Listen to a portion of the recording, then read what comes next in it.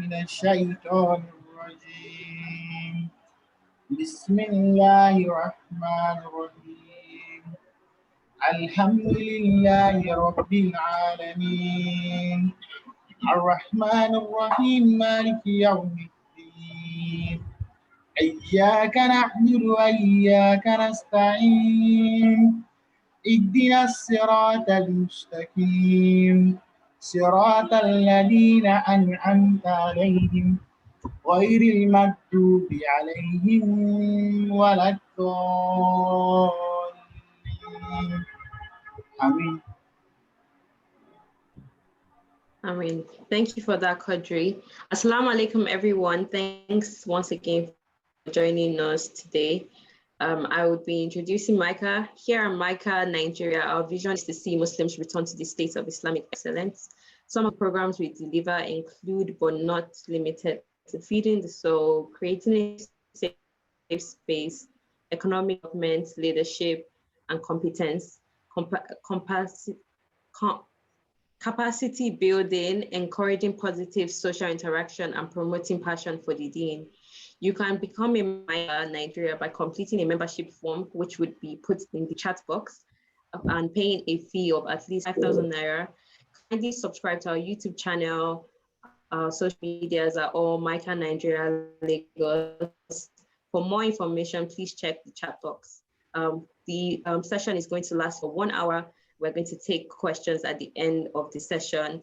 Please drop all your questions in the chat box or in the Q&A section. I will now hand over to my colleague, Miriam Otaiku, that is going to take us through the session. Over to you, Miriam. Assalamu alaikum wa rahmatullahi wa barakatuh. Thank you, Miriam. So we're back again for this week's event. As a reminder, the theme for the month is Humanity in Action, where we're trying to encourage everyone to go out there and lend a helping hand to others in society. So last week we had Mr. Jibril Sabah, who spoke to us about why it was important to do good, doing good for the sake of Allah. So this week we have a special guest who will be talking to us about how to do good. So we know why we need to do good. She'll be talking to us about how to actually make a positive difference within our communities. So today we have Sister Ajarat Bada, who will be taking us through the topic, Societal Change. We are the ones we have been waiting for. Ajarat Bada is a nurse by training and an activist by calling. As a young world ambassador, she advocated for a missing development goal in the UN's Global Development Agenda, alongside other fearless activists from around the world. She takes credit for the UN Sustainable Development Goal 16 on peace, justice, and strong institutions, mashallah. Currently, she works as a clinical systems designer for Kaiser Permanente in Oakland, California, as she balances other obligations towards advocacy, her family, close friends, and her faith. She sees her ultimate calling in diplomacy, the kind where everyone actually sits at the table to discuss how everyone actually wins. Thank you so much for joining us today, Sister Ajarat Bada. I'm really looking forward to this event. So maybe you can start a bit by telling us a bit more about yourself. What have I missed out? All right, so A'udhu billahi minash shaitanir rajim, bismillahir rahmanir rahim. Alhamdulillahi wa salatu wa salam ala Rasulullahi sallallahu alayhi wa sallam. Rabbi shrah li sadri wa yassir li amri wa lil uqdatan min lisani yafqahu qawli. Allahumma anfa'na bima 'allamtana wa 'allimna yanfa'una wa zidna ilman min 'indik. Assalamu alaikum wa rahmatullahi wa barakatuh. Jazakumullah khair. Thank you to Micah for the invitation.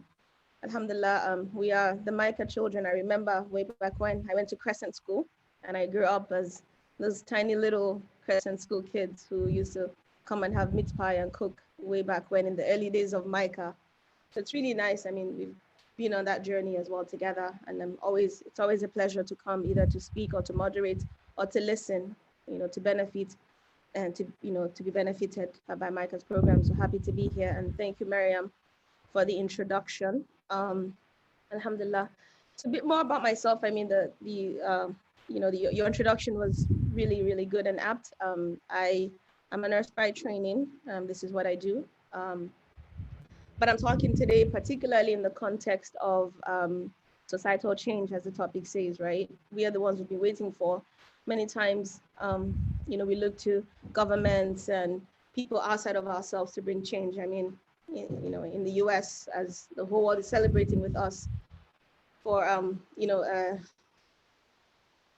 an amazing election. Never before in the history of the US have we had this many people vote, people organizing to be able to get what I will call a tyrant out of the system and usher in some change and progress. And as well in Nigeria, we just finished the NSAS protests as well, right? Calling for reform, you know, in the government, reform in the police system.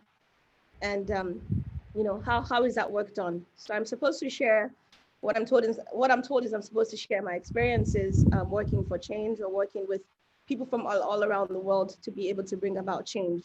It's a bit more about myself. I'm a One Young World ambassador, as it says, and One Young World is a platform that brings together really bright, open-minded, strong young people from all over the world and gives them a platform to be able to contribute to making the world a better place. I mean, that sounds very cliche. But again, the idea of One Young World is instead of, you know, young people listening to older people, which is very relevant and needed, but having the older generation as well, the people in power, listen to young people about what do they have to share? What are our solutions to the world's problems? So Mariam, I do have some slides because I know that you guys had helped me out with a few questions as well. So I'm gonna actually try to narrate some of what I have to say through some slides here. I'll talk a little bit of about my One Young World background. So Mariam, I want to share my screen. So let's see how that goes. Can somebody, yeah, let me just make sure that I can share my screen. I'm allowed. Let's see right here. Okay, good. I have this button right here that allows me to share my screen. Okay. Let me know if you can see my PowerPoint presentation that I'm sharing. Okay. Just tell me if you can see it. Let me see here. Not yet. Not yet. Okay, that's fine. Hopefully it'll come up soon. Okay. Any luck yet? No, we can't see it yet. Or maybe it's just me. No, yeah, I can't. Okay, kindly use the share button, share screen button. Which I Yes. did. Yeah. Okay. Let me go back to the Zoom call and try to find my screen. Right here. Okay. Which one? This one here? Okay. So I clicked on it. Then click on share. Okay, and then click on share. And then it says, okay. Sorry, there's all sorts of privacy associated with my stuff. Let me just make sure. Here.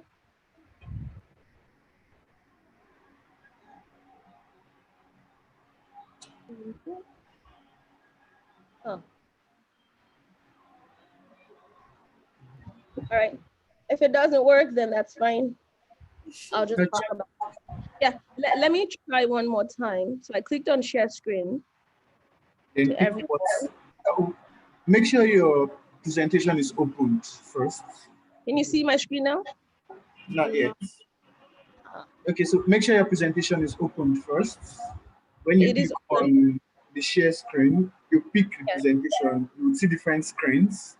Okay. So you pick the one that you want to share particularly. Then you go back and share again. All right. So click on share, which we did. Okay. Pick what you want to share. Pick what I want to share, and I share. Okay. I did. And I click on this one here. Okay, good. Okay, I see it now, I think. Oh. 1 second. No worries. Take your time. Oh, I see what it is now. Yeah, I have to actually allow Zoom share my screen in particular. Okay. All right, so let's try it out now. Okay. Ah, here it is. Okay. You see it now, yeah? Yeah. Yes. Okay, yes. Okay. So you can put it on slideshow. Okay. You are screen sharing. Okay, what else do I need to do? Oh, I see what you're saying right like here. a slideshow so that Yeah. you can just hit the enter button to go to the Okay. next. Can you guys see my screen? Yes, perfect. Okay, excellent. Okay. So yeah, so basically, my One Young World journey. So like I said, One Young World is a platform that allows young people to actually contribute, to development agenda, to issues and situations that are happening around the world, to be able to share their own insights. So I learned about One Young World when I was in college. I was doing my master's at the time in public health. And One Young World had done a poll, actually polling young people from around the world and trying to figure out what are the issues on the minds of young people. So this poll brought out about 6 issues: global health, poverty, interfaith collaboration, global governance, and the role of media in development. And I actually applied, if you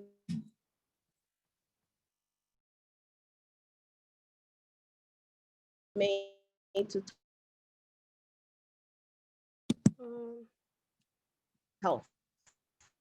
Sister Ajarat, I'm sure you can hear me. I do have a few things regarding global health. So I wasn't invited to. What did you say? At some point you were breaking off. I'm not sure if it was my internet, but please go ahead. Go ahead. Okay. So the caliber of the audience for One Young World are people like Kofi Annan, Archbishop Desmond Tutu, Bob Geldof, past presidents of the United States, Bill Clinton. Those kinds of people are the audience of One Young World. So if you may, it's a big deal, to speak on the One Young World platform.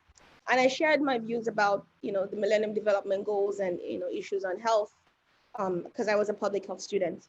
So when we were done at the time, speaking, and the speech is online for whoever is interested, you can find the speech on YouTube. They tasked us, this One Young World ambassadors, with going back to our respective countries and seeing what else we could do.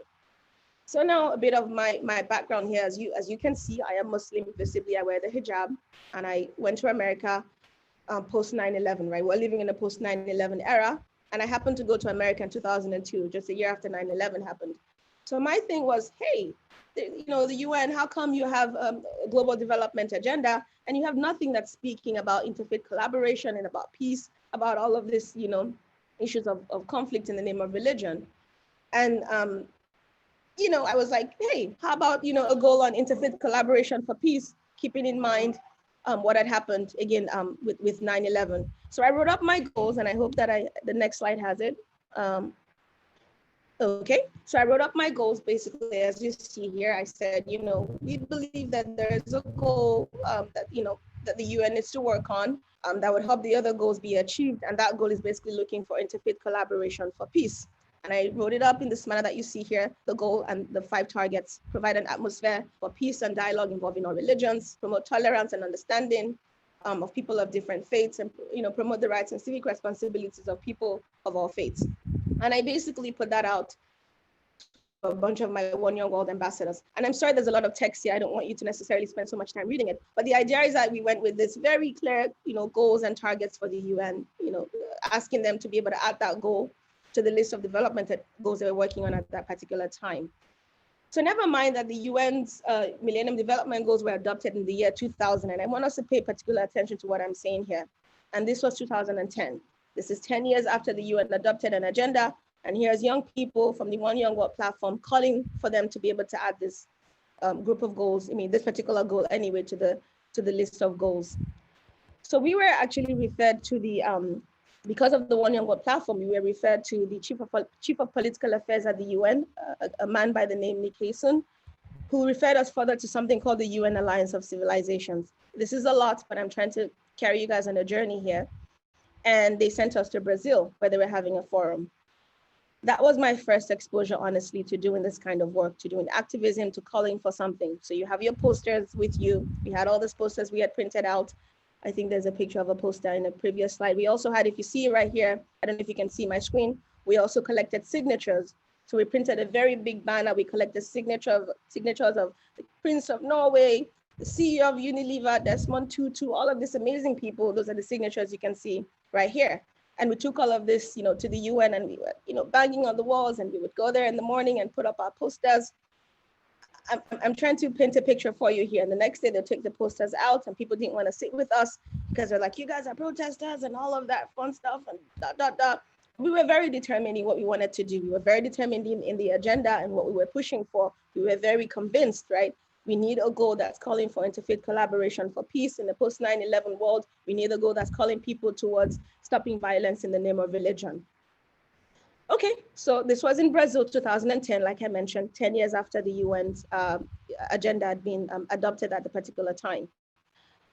One thing we're made to realize, and I hope I can share the story in a, let me see how much time I have here, okay? So one of the things actually we were made to realize was the UN's development goals didn't just come. So nobody just sat down on a chair someday and wrote up those goals and passed it on. People had lobbied through time to get those, those goals written in the manner that they were written. And if we wanted something to be added, we had to also work really hard.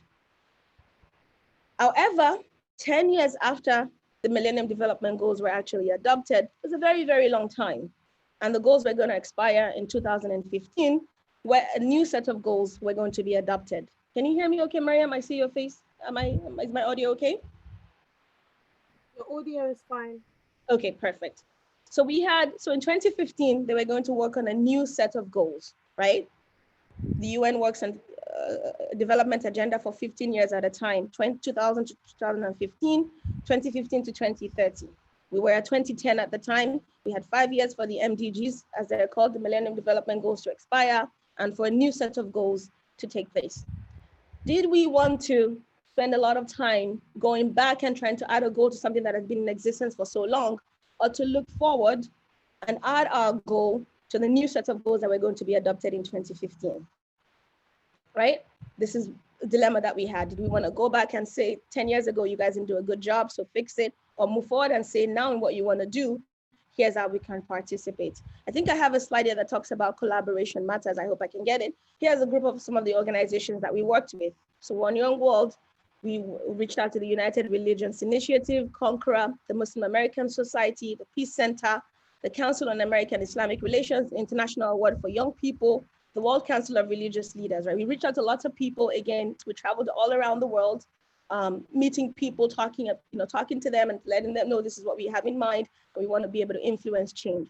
So me and my colleagues, actually, based on what we were doing, we were giving internships at the UN. One of the very fortunate experiences that we had. They were like, if you want to do this work, you need to be right there where this agenda is being developed. And we were granted internship at the UN in New York at a particular time. So we went to New York and we worked with something called the United Religions Initiative. As you see there, we were their youth reps and we're able to really access, a lot of the platform of the UN. So we presented at the International Peace Day, September 21st every year.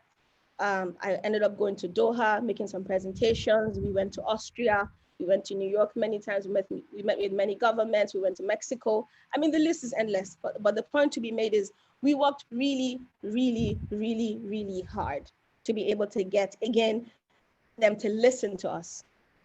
So let's fast forward now to 2012, right, which is when there were deliberations towards what was going to be the UN's agenda from 2015 onwards. We joined, they had a lot of consultations, if you may. So the UN reaches out to global businesses, the media, people in academia, civil society, which is the category that we fall under. And they ask, what is your input to the UN's agenda for the next 15 years? And again, we wrote up a lot. I mean, I wrote, 80-page documents. We just continued to be able, to again, just find avenues to be able to share what I show you here in this again, very, very clear 5-point agenda. And I'm not trying to mimic the NSAS protest, but we also had very 5. This is what we wanted, promote this, promote that. We were very clear, and we lobbied and we lobbied and we lobbied. So right around 2015, after many years of presenting this, being very clear, and like I said, we shared this, the success of this we shared with a lot of activists from all around the world. You can imagine that people also wanted peace for example, minority populations, right? People that lived in, least island developing states. A lot of people were calling for some peace. We were calling for interfaith collaboration for peace, particularly again in the post 9/11 world. So there was a lot of, varying agenda people had brought, and we were all basically trying to figure out how do we get ourselves how do we get all our asks into the UN's 2015 agenda? So I remember in March, after again all of the deliberation processes, they invited us to come and negotiate, is what it is. So before the UN, once they've collected all of the things, they write it up together, and you come and you sit and you negotiate. So we want agenda 16.1 to say this. It should say provide versus promote. There should be a comma here. I know it sounds very dramatic, but this is exactly how the process goes. And you have to be there the entire time to make sure that your comma, that your 5%, that you provide, that you collaborate, that all your terms get into the play. An amazing, phenomenal experience I can never forget in my life. 1 week negotiating in New York, March of 2015. Monday through Friday was a section that they gave to us. And again, we came and so what we had to do was we had to basically collaborate with people like Amnesty International to make sure that, you have to work with people. Here I am, the Missing Millennium Development Goal, Ajarat Bada. There are thousands of other people trying to get this agenda together. So sometimes you sit together and you combine your paragraphs. Okay, I'm looking for this in 1.1. What are you looking for? Can we combine together our ask, right? And make a more elaborate statement. So this is what we asked for. This is what we got. Just wanted to quickly take you on. Our goal was we call upon the people of the world to embrace the Missing Mdg, which is calling for interfaith collaboration for peace. After all of those years of negotiating, this is what we got. Promote just, peace, and inclusive societies. Those are the terms that we got. Okay, there's no mention of religion there or interfaith. You got that word peace. Literally, that's what we got. And if you recall what we were asking for, a 5-point agenda, here's what we got. I hope you can see. It's very small. I apologize, but here's what we got. And I'll give you maybe a minute just to look at it. So they talked about abuse and exploitation, trafficking, violence. In this document, there's no mention of interfaith or religion. Just wanted to bring that out there. We didn't get that. When you're doing this kind of work, you win some, you lose some. You can't always get your agenda, the entirety of it. You can't always get it passed. I know if you look at it again, this is what we asked for, This is what we asked for right here. This is what we got. But this is what we got because people from around the world who are also pushing for similar agenda, when we finish combining our thoughts together, this is what we came up with. What does that mean? It means, again, when 2030 comes, so right now we're in 2020, we'll keep on pushing. We want the UN to use words like religion, interfaith collaboration. We want peace. We want those words to show up because if those words show up, when words like religion, interfaith, and all those things show up, there's more concerted effort to work towards it. But we got peace. We got peace, we got justice, we got them to pay attention to the impact of violence on development. We got some of our things. It's a very long process. You're not going to get it right the first time. You're going to work very hard, and slowly but surely you will get it. You will get it right. But in a nutshell, that's my work, advocating for what I call the Missing Mdg. Again, a goal on peace, interfaith collaboration for peace. But we got peace, justice, and strong institutions. And here's where we are right now. And I think the journey continues on advocating again to be able to get those terms very clear in the UN's agenda. I don't know, Miriam, if I missed out. I know that you had some talking points for me. I just wanted to stop here for a moment, and then maybe you can ask more pertinent questions, and then I can share some other slides from my end. Okay, thank you very much for that very detailed introduction, essentially talking us through your journey.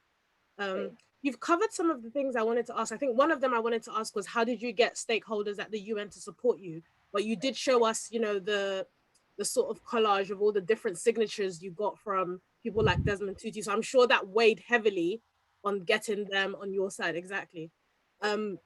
What made you feel so strongly about, this advocation for, having the word religion mentioned in, the SDG? Like, why this particular sort of, what's the word? Right. Why were we pushing for it? Like I mentioned, right? Yeah, why religion and right. peace and all these different things? Yeah. Why that? It was something very personal for me. I went to America in 2002, a year after 9/11. 9/11, without doubt, even for the entirety of time, it is an event that changed the lives of the entire world, right? The war on terror, there was a lot of, visibility on Muslims. And one thing I didn't share is, when I first landed in the US, I'll just share with you an experience, right? We were in 2002, at the airport, they asked me to take off my scarf. Now, in today's world, I would never agree to that.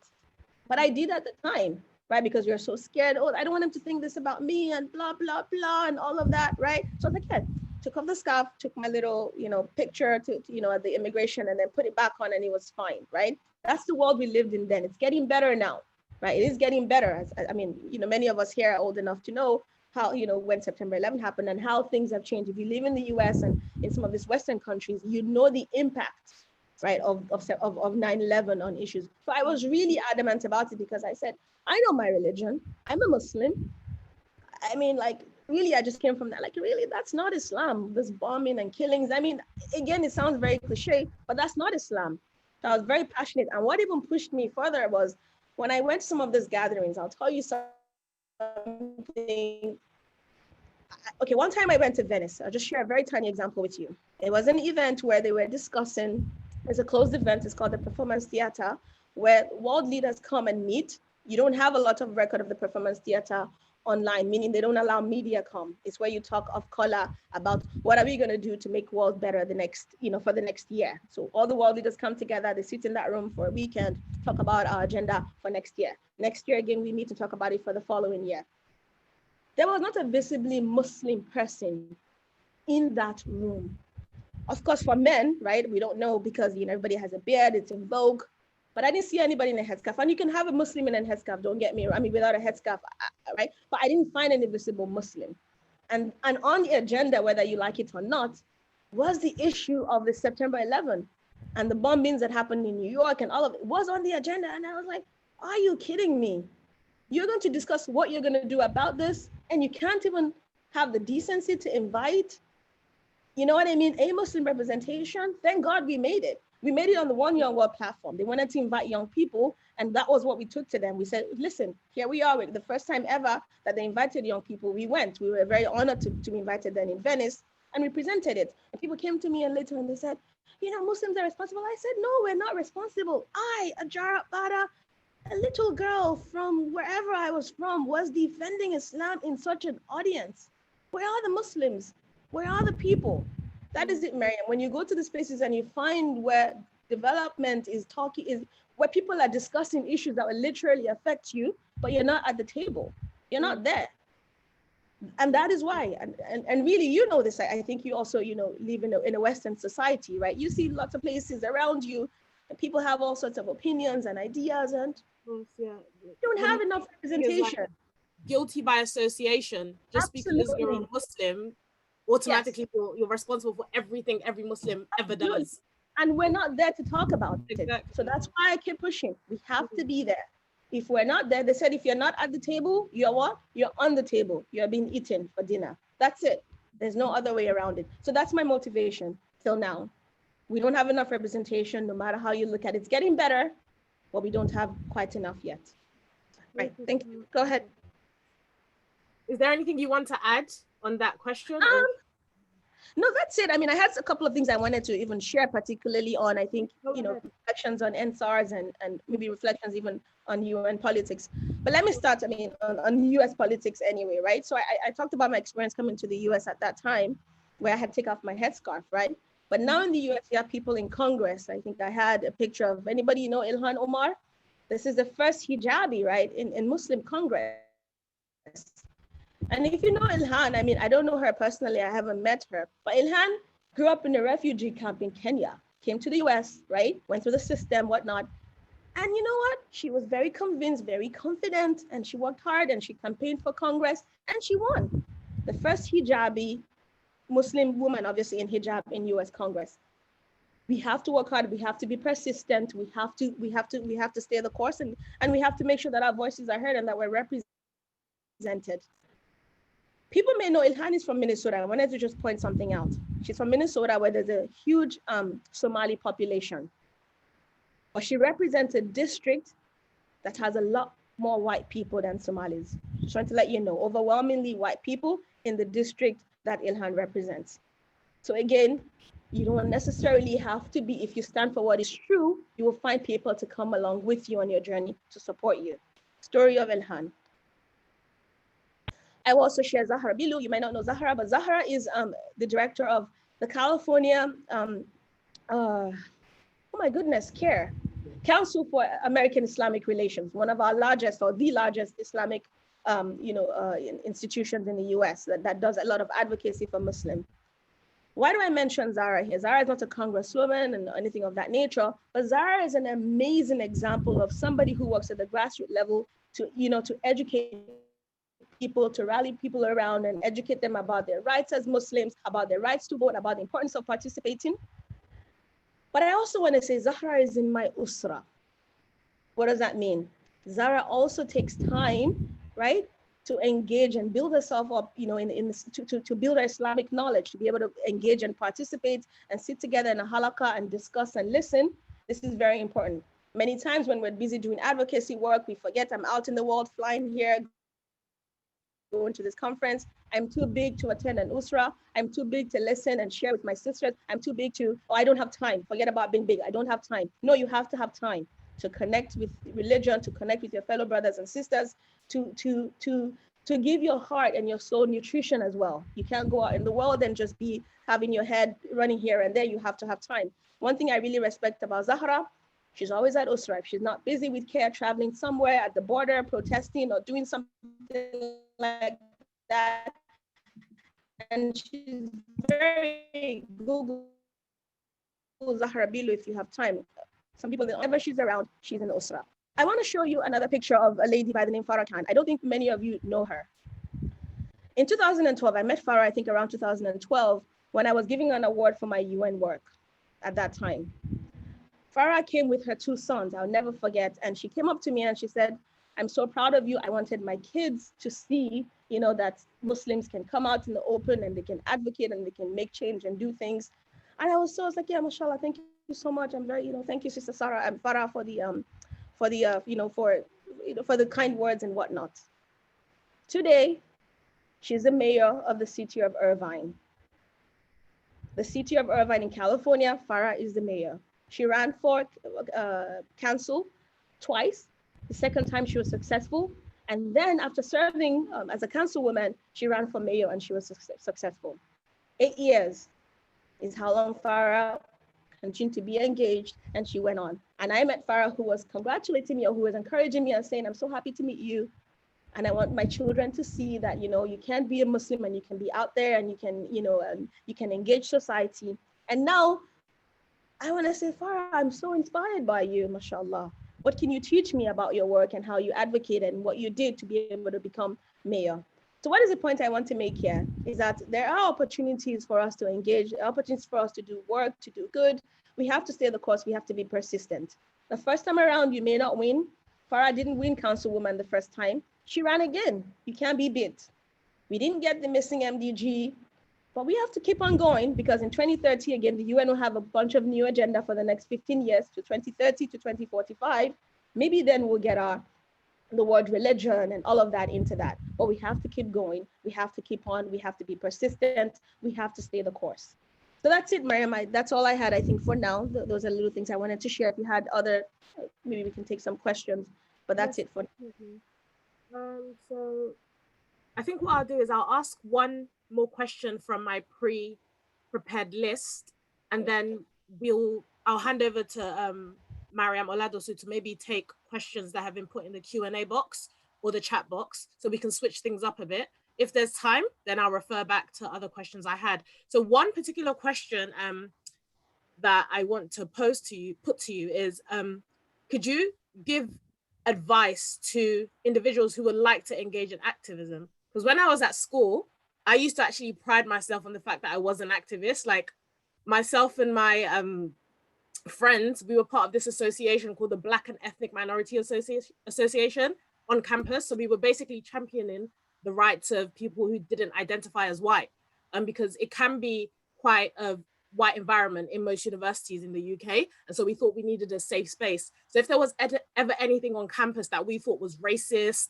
xenophobic, or discriminatory in any way, we'd be shouting our heads off saying, this is intolerable, etc.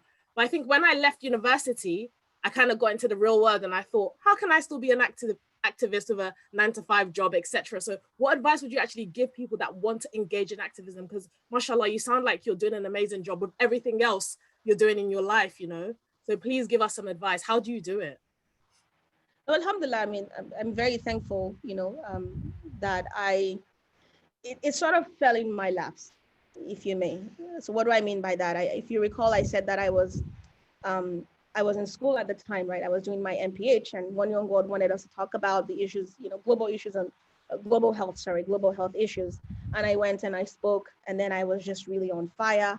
And they told us, go back to your respective countries and find out what else can you do? How else can you influence change? So here's what I would say. Everybody, and I truly believe this, at some point in your life, I mean, again, let's be very clear though, activism, you have to be able to define it, and not everybody will be a councilwoman or a congresswoman, right? Or be president someday or whatever it is, but you have an opportunity to influence change, to do something no matter how small.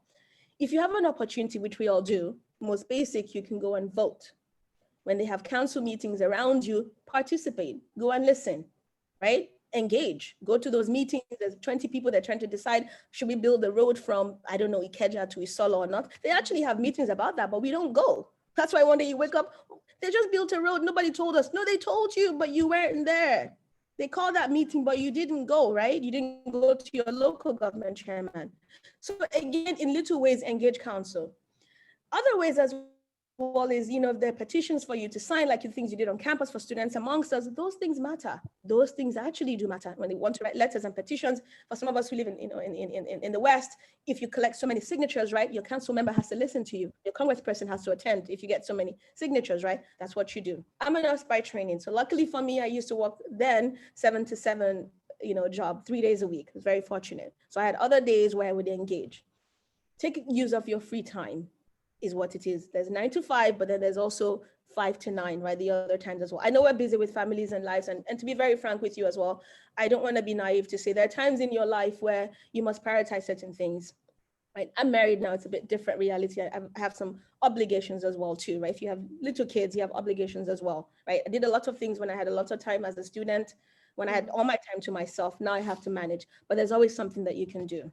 So my advice is, no matter how small, whenever you have a chance, do something, vote, go to the meeting, go online, go to your congressperson, write a letter, go to those meetings, participate, go to your local government chairman. You'd be surprised. I went to the local government chairman in Nigeria. When I visited one time, I went to a couple of them and they're like, oh, Alaja, what do you want? And I shared. People don't go. And the woman was like, I felt like she wanted to give me some money. We don't always have to go to our local government chairman because we need money. We can go and talk about issues. I was trying to talk to her about this, SDG thing I was working on. And she was like, oh, this sounds really good. Yeah, not everybody has to come to you looking for a favor or looking for something. I'm coming to engage you on issues of civic society. Yeah. You'd be surprised. So those kinds of things. Other advice, more practical, more religious focus, be very sincere in what you're doing. So a lot of people, when they have, and maybe I'll comment a little bit about the NSAS protest, when we go out to the world and we have traction, we have Twitter, we have this, we become famous, it becomes about us. The cause is never about you. It's about the cause. You are just a tool. I'm sorry to say this, if you drop away, whatever reason, I don't know, you get ill or whatever, you're no longer there, the cause will continue. If it's a sincere, it will continue without you. So you have to be sincere. The cause is not about you, it's about the cause, so you stay focused. So even if one day you become very famous, don't forget the cause. Also stay grounded. Stay very grounded. Stay very grounded. Many times I told my colleagues, and really, we had such exposure. It's amazing. We met people, and subhanAllah, when I talk about, we met presidents, we were on planes, we were in some very like, wow, who are these people we're meeting? Alhamdulillah. And I always told my colleagues, we always told each other, please, let's stay grounded. It's not about the pictures or the photo ops. It's not about the tweets. It's not about the handshakes. It's not about whatever those are. We don't want political appointments. We have something that we're trying to push. I was talking to somebody the other day, and I said, I made a donation to one of the people running for Congress, so councilwoman, whatever. And she said, and they asked me, oh, what is it for? Are they going to give you a seat? And I was like, no, you donate because that's how they win, because they have to they need money to run campaigns. And I donate because I have support them. That's it. There's no hidden agenda. It doesn't have to be, I'm going to support you so that, I don't know, one day when you become whatever, you can remember me. This is not the way. I'm going to support you. I'm going to advocate for you. I'm going to give you my $20 here because I want to support your agenda or your dream because I believe in it. That's it. Mm-hmm. That's all that it is. There's no hidden agenda. And I think the last one is also to rely on Allah. And I mean, subhanAllah, you know, whether you like it or not, I know a lot of Nigerians like Trump. I'm sorry to disappoint you, but you don't imagine how much we made lots of dua. Like really, I don't think I've prayed like that before. Rely on Allah, right? You tie your camel, do the work, but also know that if you did all the effort in the world, if Allah doesn't grant you victory, there's nothing you can do. You rely on Allah sincerely and he will take care of you. I remember 2016 when Trump won. We went to bed and woke up and we were like, what just happened? And I remember then, I didn't share her picture. Her name is Linda Sarsu, for those who know her, another very fearless advocate. You know her. Linda was like, guys, 2020. I remember that. And I have shivers now. She's like, let's start now. Now is when we start working hard for 2020 so that Trump, and you know what? He didn't know what hit him. People had voted way in advance. Over 100 million people had voted before election day. That's what you call community organizing. In the middle of a pandemic where people are not going out, you work hard. Linda Sarsu, I promise you, when I look at her post, I was like, oh my God, she won. She's like, guys, Trump will win. We took it for granted and he won. And on that day, she said, guys, 2020, get started now.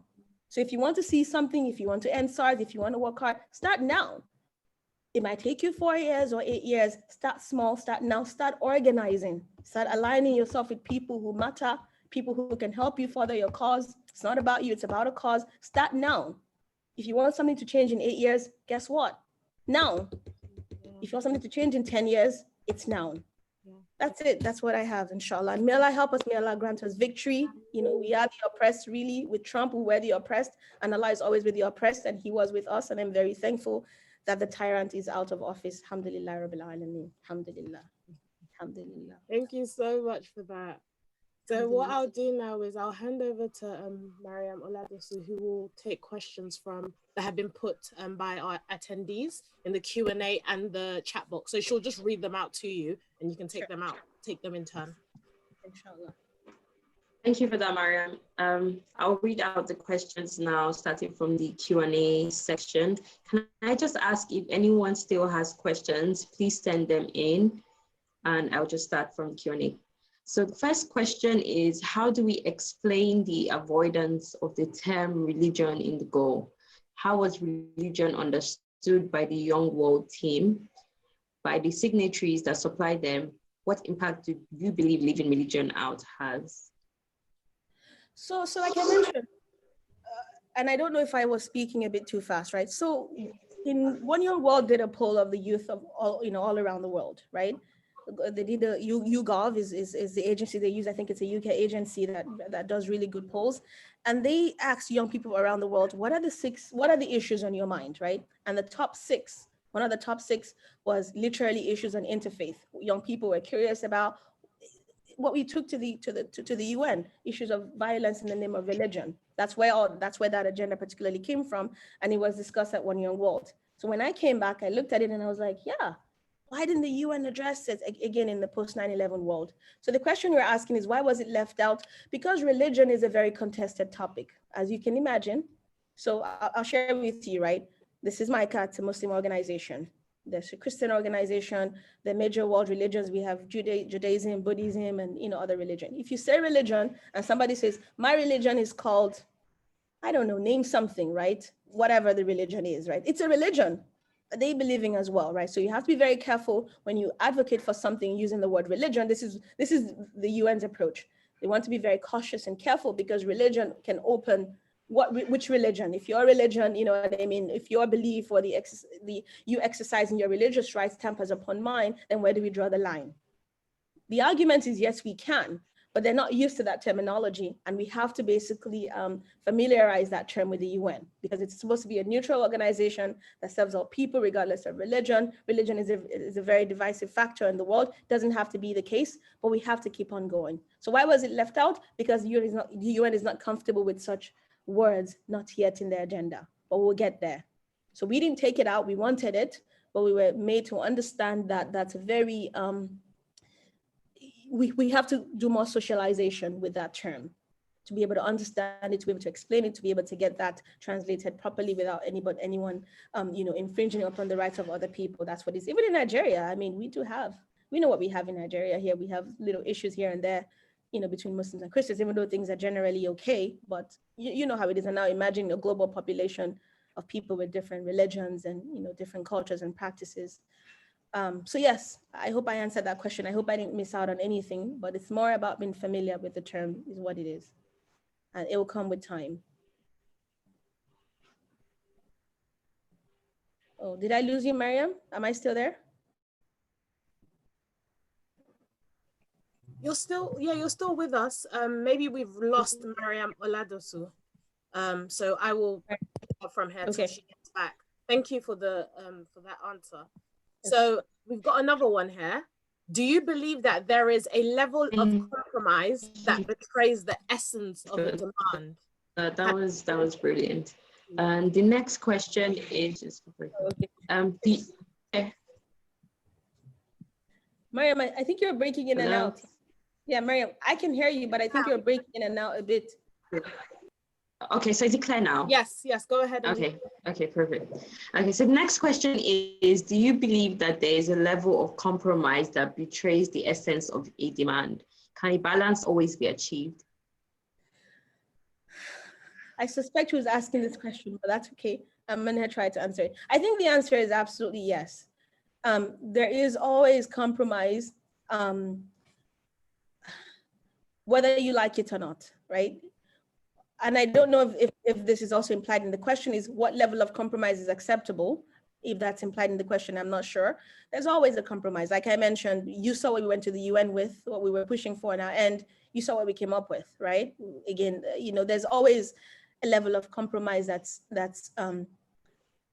whether you like it or not, you have to merge your agenda with the agenda of so many different people to come up with a, single common factor, whatever you call it, something that at least carries the essence. And maybe the answer is, how do you achieve a balance is the essence of what you're trying to accomplish. So we're calling for a violence-free world, right? In general, the violence that we're positioning our efforts on, violence in the name of religion, but in the end, violence in general. And the term violence is there, was in SDG number 16, if you recall, right? The term violence is being used to reduce violence, to reduce, I remember then I was arguing, I said that I wanted the word state-sponsored terrorism.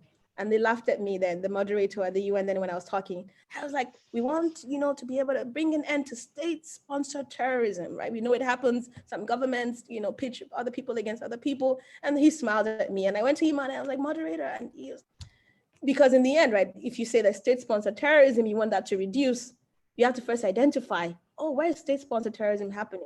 What state is sponsoring the terrorism, right? So in the end, to go back to the question, there is a level of balance, which is the essence of what we're trying to accomplish. We're trying to reduce violence in general. We want violence in the name of religion, but we'll take violence in general. So the essence of what we're trying to accomplish is captured, even though not wholeheartedly, but part of it. And that's good enough for now. We will keep on moving. We will stay the course. And I believe eventually, inshallah, we will get those words written there. I want to see words like state-sponsored terrorism, because I know it happens a lot. A lot of governments are pitching gangs and thugs in other countries to be able to push political agenda. We know all of this is happening. It's just, again, once you name it, you have to be able to explain those terms, and you have to be able to give examples of it, which some governments are not necessarily ready to hear yet. But it's a gradual process. Right? It's a gradual process. There was never a Muslim in Congress. Now we have many, as you know, and here we have Ilhan, we have Rashida. Lots of things. The world has changed. It's still changing. Inshallah, we're making progress. Yes. Thank you. I'm just going to read out the last question now, and I'm just going to ask that if anyone still has any questions, please send them in now so we can. I can read them out to the speaker. So the last question we have is, how did you build consensus with your team and the UN? And how did you identify advocates, and how did you get them on your side and had them support you? Okay, so this is a loaded, but let me try to answer. So when I particularly for the Missing Mdg, right? When I had that idea, so I told you that One Young God is a platform of young people.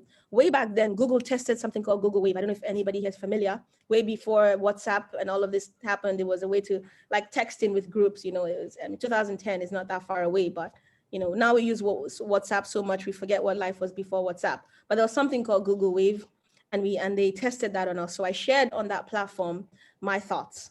I was like, hey guys, here's what I have regarding the UN. I think they should put this in the agenda. And a couple of people reached out to me. A lot of people like, oh, great idea and all of that. But when it came time to do the work, which is go to Brazil, advocate, make up posters, write up articles, write all of this stuff. I mean, you can put things in bullet points, but we have 80-page papers to support those bullet points we have, right? You have to argue for it. When it came to doing the work, there were particularly two people, and I think I have their photo here. Let me try to find it.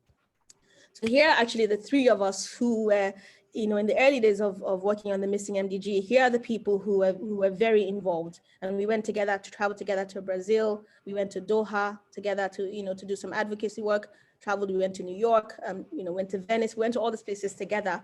But here's, they always call us the ABC crew. So there's Bogdan from Russia, and there's Kat from South Africa. This is a team of us that, again, we got lots of support, lots of signatures, but three of us really took on the work, really embraced it, traveled together, stayed up all night, connected, 2 o'clock in the morning talking. Bogdan lived in the UK, Kat lived in South Africa. We worked really hard. So that's my team. That's the internal team of One Young God ambassadors who were very focused, but again, we had the support. Regarding the UN, so the way the UN works, it's a large organization, as you can imagine, with different agencies and different, groups within them. But for the work on the Sustainable Development Goals, the UN has what you call major groups. They have major groups of women, of youth, of global businesses that basically come and again, comment and collaborate on the agenda. So we were able to get ourselves aligned with the major group on women, Kath and I, because we're female, and also the major group on youth, because we're young. So we also join those meetings, and even till now we have access to their meetings and to collaborate and to share. So we did that. We joined whenever they had meetings. We would go and talk, share a viewpoint here and there. They invited us to come and speak and all of those kinds of things. We also, capitalized on the One Young God platform, like I mentioned. One Young God has a lot of what you call counselors, who are those governments. So Kofi Annan, before he passed away, was a One Young God counselor. Bill Clinton was a counselor. Jimmy Carter, those kinds of people. Bob Geldof, the Crown Princess, Prince and Princess of Norway. Lots of these, Mohammed Yunus, the Grameen Bank founder. So people like that, and even what's her name now? Meghan Markle, is that her name? Before she, anyhow, Meghan Markle, people like that, right? A lot of these people were very, they're One Young God counselors, and what they'll do is with their platform, like I said, we took literal signatures from these people to the UN, right? As part of our, supporters. So we're able to gather those. And what does that entail? Talking to people, meeting, traveling, sometimes on our own expense, to be quite honest with you. But we were so passionate about it. It's not everything that was fully funded. It's not as rosy as people think. Oh, I work with the UN. It's not as rosy. It's not as rosy. We're not on payroll. We were very determined. So sometimes even my dad gave us money sometimes, like, hey, Dad, we're here, even, whatever it is, like, we just had to really work hard and travel everywhere, just get our voices heard. And, we stayed in somebody's apartment in New York. All these amazing things that we did just to get our voices heard. We worked really hard. I think I have some people in my Usra here as well. I think they're listening in, and, they always helped us coordinate things and get signatures as well at a halaqah on Sunday evening at the mosque. It's a team effort. And we took all the effort, from different people. I also like to point out something in particular, though. One of the people that really supported us is somebody by the name Paul Pullman, who's the CEO of Unilever, the past CEO of Unilever. I remember I met him in Venice. And when we shared the same event that I mentioned to you earlier about where there were no Muslims and they were discussing the issue, I talked to Paul, and he was like, I'm really impressed with what you guys are doing. And, people always say that when they find young people, oh, I'm impressed. Okay. And they give you the business card and then nothing happens. But Paul was actually not one of those people. We wrote him back and thanked him, and he wrote us back and thanked us. And before you knew what, he was really our champion. So he was actually picked as one of the advisory council members by the Secretary General, then Ban Ki-moon, to champion this cause. And we really, really, hung tight with him. And he was actually an advisory member on behalf of the global businesses of the world. So they also, got some what you call that consult. They also had some consultation, and we also pitched in through that. So we pitched in through the women's group and the youth group and the global business group. I mean, we pitched our campaign through any sources that we could find. And you had some people who were really backing you up and really working hard.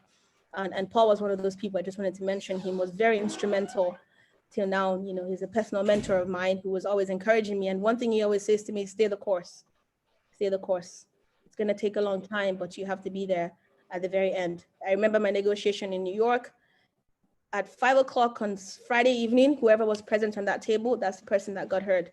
People left after Monday negotiating 9 to 5, tired. You raise your hands. Hey, I have this, section 2.1 says this. I wanted to say this. And the other person raises up the hand and says, President of Brazil wants to say this. And the president, whatever. And people just negotiate all day long. And by Friday, the room is very small and scanty. But guess what? Those are the people who stayed the course. Those are the people who came and negotiated. And that's why you see all these policies. They don't come out of thin air. People stay and negotiate till the very end. And that's why the world works the way it works. People that stay the course get their voices heard the most. I hope I was able to answer your questions, that question, sorry, in particular. Yes, you were. That was very, thank you for that. We have one more question though in the comments section. Says, what other forms of activism do you engage in both at local and international level? Me personally, is that the question? Yeah, you personally, yes. So now it's so funny because you have, we live in the world of, in the age of Twitter, right, and WhatsApp. So I sign petitions that come my way. Somebody sign something to get somebody free in some prison somewhere, I sign it. Sign to get this bill passed, I sign it. So I do a lot of the how do you call that, armchair advocacy as well regarding the UN work. And now we have SDG number 16. We've had that for 5 years now. And actually my meetings with the local government that I mentioned earlier, with the local government chairman, was to figure out how we can implement and work towards implementing the SDGs in Nigeria. And there's an office for that, and they do a fantastic job. But I was trying to basically see if we could help the local governments channel some of the development resources, if you may, so funding and also expertise to be able to get their development agenda met by working with global businesses or local businesses as well. So I do that. Now at work, I'm also very busy. So I don't have a lot of time like I did in the past, and that's just being very honest and transparent. I don't have a lot of time to travel as much and be very dedicated as I used to. But notwithstanding, I still engage. I still do what I can. Like I mentioned, I engage in local politics to the best of my ability. I voted, yay! So I participated in the elections. I voted. Whenever I get a chance, I go to the town hall meetings. I engage in, even in our, in local politics, by the way. When I mean local, I mean really, really local, even to the center in the area where I live. Sometimes they have issues at the council. We go and listen. The world has changed significantly, right? Even with COVID now, people don't travel anymore, as obviously we all know that, right? So there's a lot of meetings and Zoom events. A lot of the UN conferences now are on Zoom.